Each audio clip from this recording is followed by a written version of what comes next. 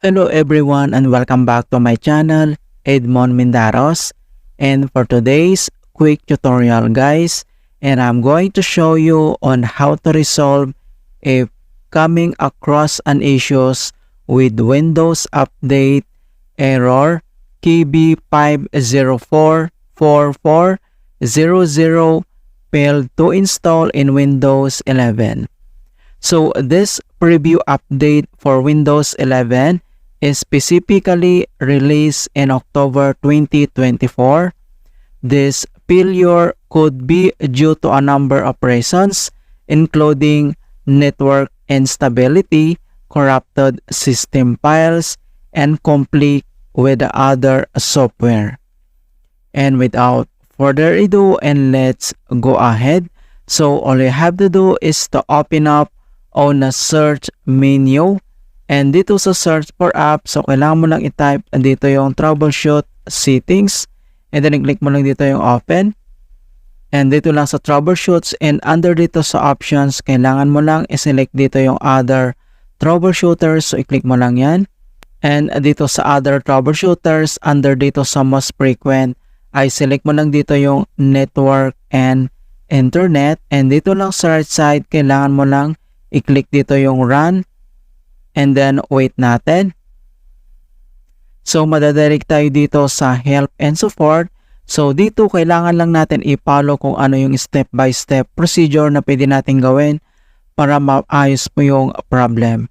Okay, so after dito, and next solution na pwede natin gawin is to run the clean boot. So kung paano ba yan natin gawin, so all you have to do is to press the Windows key plus letter R on your keyboard and pop up itong run. So dito lang sa box ay kailangan lang natin i-enter yung command keyword na msconfig.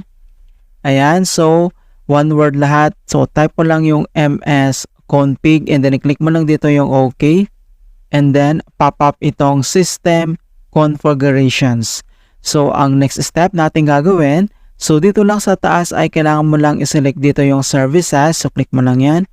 And then dito lang sa baba ay makikita mo dito yung hide all Microsoft services. So i-check mo lang yung box. And then dito lang sa right side ay kailangan mo lang i-click dito yung disable all. Alright? So after dito, and then dito lang ulit sa taas ay kailangan mo lang i-select dito yung startup. So click mo lang yan. And then kailangan mo lang i-click dito yung open Task Manager. So click mo lang yan. And dito sa Task Manager at dito lang sa Startup Apps ay kailangan lang natin i-disable lahat ito mga kaibigan. Alright? So kung paano ba yan natin i-disable? So select mo lang dito yung apps and then kailangan mo lang mag-right click and select mo lang dito yung disabled. Okay? So one by one po yan. Okay?